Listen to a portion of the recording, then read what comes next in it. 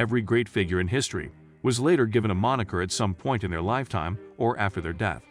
And yes, we have talked about some truly ruthless people in history, but none can truly compare to Ivan Vasilievich, later given the moniker Ivan the Terrible, the first Tsar of Russia.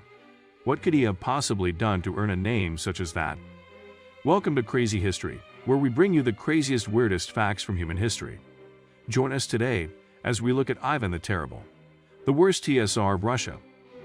The night of his birth. After the wife of Grand Prince Vasily III had failed to provide an heir to the throne of Muscovy, ultimately proving to be infertile. Against the wishes of every religious figure in Muscovy, Vasily divorced his wife and married a much younger woman, Yelena Glinskaya. 9 months later, she was set to give birth, and she wailed in the agony of childbirth. The raging storm outside grew louder and louder.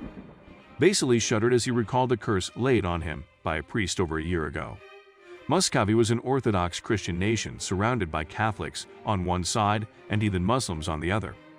Vasily III's divorce of his wife threatened to incur the wrath of God himself against the nation of Muscovy, and the holy man had warned the prince that out of this evil deed, an equal child will be born.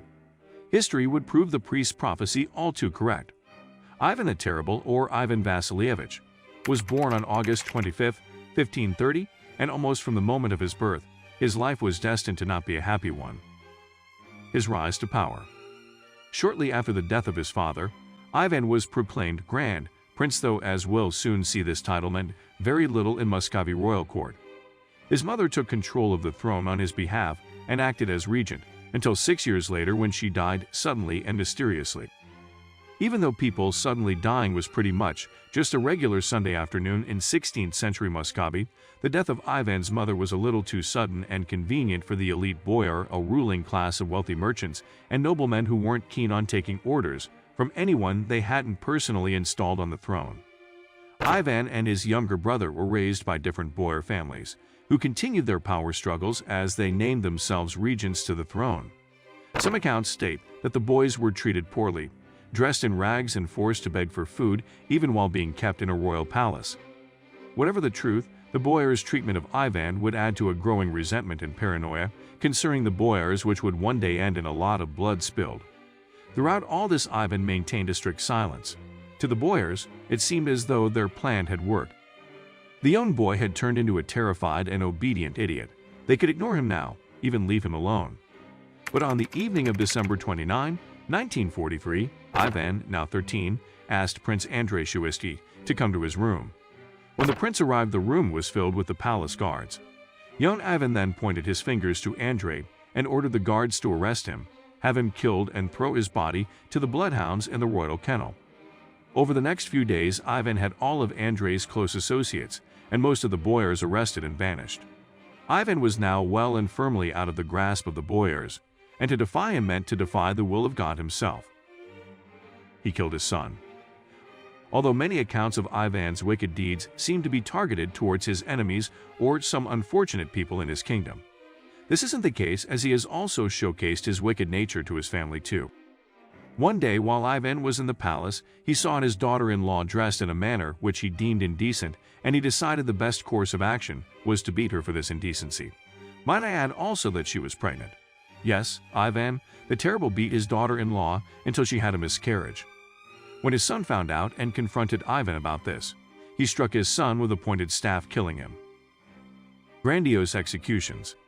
Shortly after his coronation, Ivan began to build on his reputation in a fierce manner. A great fire swept across Moscow, destroying much of the city, which had been built of wood. In the outrage following the fire, mobs of people took to the streets, and the blame was placed on relatives of Ivan, with some claiming that witchcraft had been used to start the fire. It never once occurred to a single Moscow citizen that regular fire would do a pretty good job of burning down an all-wood city, and the witchcraft thing kind of stuck. In the ensuing riot, several of Ivan's extended family members were killed. Upon hearing of their murders, Ivan quickly laid the blame for the plot on several powerful political enemies, whom he had summarily executed. Fedorov was a member of Tsar Ivan VI court until he was accused of involvement in a plot to overthrow the Tsar. Ivan the Terrible knew that Fedorov had to die, but he went with a very imaginative route. He forced Fedorov to don the royal robes and sit upon the Tsar's throne with the royal scepter. He then bowed to Fedorov and said, "Since I have the power to seat you, I can also unseat you." He then proceeded to stab Fedorov several times. Another form of flamboyant execution by Ivan took place during the 1570 massacre of Novgorod. Ivan decided to sew the Archbishop of Novgorod into a bearskin and then let dogs hunt and kill him. His way of appreciating his architect. Still under the influence of Orthodox Christianity though, Ivan commissioned an architect to build a St. Basil's Cathedral. Always working to force Muscovy out of its backward roots and into the modern era, Ivan built the cathedral as a monument to Muscovite culture, and it remains standing to this day. After the completion of the cathedral, the architect presented his work to Ivan. It was beautiful and Ivan loved it. He loved it so much in fact that he gouged out the eyes of the architect who built the structure, ensuring he'd never construct anything as beautiful as that ever again. He just left the throne and came back worse. In 1564, Ivan left Moscow and sent a letter informing his former court that he was abdicating his throne. In the letter, Ivan stated that the continued crimes of the aristocracy and clergy against his throne and the nation itself made it impossible for him to rule. Muscovite citizens grew angry with the boyars, and they were forced to ask Ivan to return to the throne. Ivan agreed, but only if he was given absolute power with no checks or balances. Reluctantly, the boyars agreed. This would prove to be a major mistake. Upon returning to the capital, Ivan immediately created the Oprichnina, a territory within the borders of Muscovy where Ivan had complete and total power. The boyars would rule the rest of the land, the Zemshchina. To enforce his will and ferret out political opponents, Ivan created the first of Russia's famous secret police, the Oprichniki. Headed by Malyuta Skuratov, an extreme sadist, the Oprichniki launched a wave of terror and violence against the population and the boyars both. Always wishing to keep the boyars under his thumb and in fear of him, Ivan allowed Skuratov to do as he pleased, and the latter was fond of occasionally sending the Oprichniki to round up married women of Moscow, so they could all be raped. As Ivan's secret police, the Oprichniki owed their allegiance only to him and were rewarded handsomely for their service. Where the treatment of peasants by the boyars had been reined in by Ivan's reforms years ago, the Oprichniki were given complete and absolute immunity from prosecution. They could do as they wished in large estates given to them by Ivan, and they often did killing, robbing, or raping as they pleased. His paranoia and addiction to mercury. At a point in Ivan's life, he began to take painkillers. One of the drugs he began taking as painkillers was mercury. This is believed to have increased Ivan's paranoia to a new level, as the side effects of mercury included mood swings, nervousness, and irritability. Ivan's paranoia escalated to truly insane heights, and he grew fearful that the city of Novgorod was planning to defect to Lithuania. While historians believe that this was completely false, Ivan, ever fearful and paranoid, ordered a raid of the city by the Oprichniki. Once more they were given free rein and Ivan's secret police pillaged Novgorod and every surrounding village. Ivan's violent and bloodthirsty nature played out most tragically in the massacre of Novgorod, launched by Ivan in 1570. His intense paranoia led him to persecute the citizens of Novgorod on suspicion of treason. The death toll is estimated as being anywhere from 2,000 to 27,000 people, and thousands were tortured.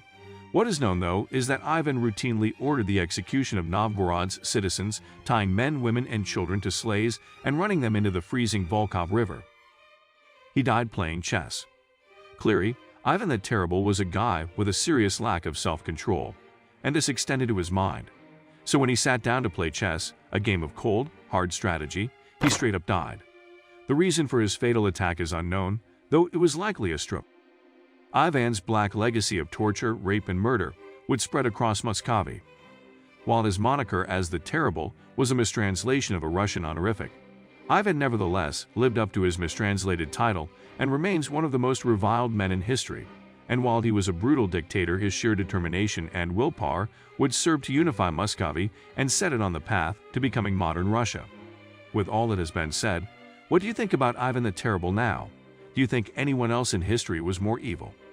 Which other historical figures would you like us to talk about? Tell me your answers down in the comments section. Hope you enjoyed the video, and if you did, don't forget to like and subscribe. Also hit the bell as well so you don't miss any video, cause we have a lot more interesting things to come. See you soon.